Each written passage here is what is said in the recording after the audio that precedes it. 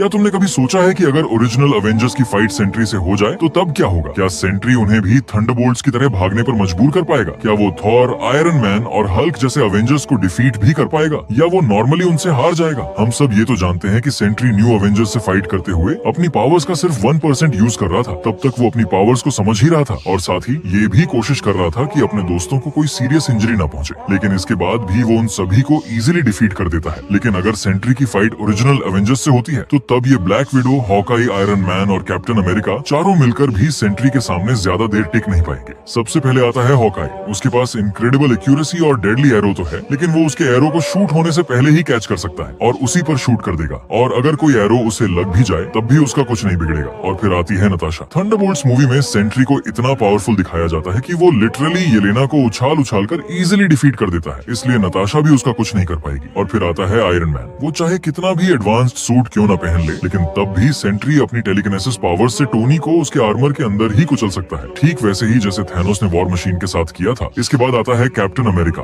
ओजी Avengers में वही अकेला सुपर सोल्जर है, लेकिन सेंट्री एक साथ 3 सुपर सोल्जर्स से लड़ चुका है, जिनमें से एक स्टीव से भी ज्यादा पावरफुल था, और फिर भी उसने उन सबको इजीली डिफीट कर दिया था। इसलिए स्टीव रॉजर्स भी उसके सामने ज्यादा देर तक टिक नहीं पाएगा। और यहाँ तक कि अगर कैप्टन के पास म्योलनर भी आ जाए तो तब भी शायद उसका कुछ नहीं होगा। वो म्योलनर के साथ भी थैनोस को नहीं हरा पाया था, और सेंट्री को थैनोस से भी ज्यादा पावरफुल माना जाता है। और फिर आता है हल्क। हल्क उसे कुछ डैमेज पहुंचा सकता है, लेकिन MCU का हल्क नहीं, क्योंकि कॉमिक्स में एक बार सेंट्री को वर्ल्ड वॉर हल्क को फेस करना पड़ता है, जो हल्क का सबसे पावरफुल वर्जन था और जिसके सामने MCU वाला हल्क उससे काफी वीक है। लेकिन अब ब्रांड न्यू डे मूवी में शायद वो हल्क वापस आ सकता है जो उसे डिफीट कर पाएगा। और फिर लास्ट है थॉर। पूरी टीम में सिर्फ वही है जो सेंट्री को डिफीट करने में केपेबल है, चाहे उसे डूम्सडे के ट्रेलर में वीक क्यों ना दिखाया हो। लेकिन उसके पास सेंचुरीज के जितना बैटल एक्सपीरियंस और ब्रिलियंट बैटल IQ है। चाहे रॉ पावर में सेंट्री उससे कितना भी पावरफुल क्यों ना हो, लेकिन वो उससे अच्छी तरह से लड़ना जानता है। कॉमिक्स में थॉर और सेंट्री की फाइट्स का कोई फिक्स रिजल्ट नहीं आता। कभी थॉर जीता है तो कभी सेंट्री। ये फाइट सिर्फ राइटर पर डिपेंड करती है कि वो किसे जिताना चाहता है। लेकिन अगर सेंट्री वॉइड में बदल जाएगा तो तब एवेंजर्स की ऐसी हालत होगी कि डूम भी बोलेगा।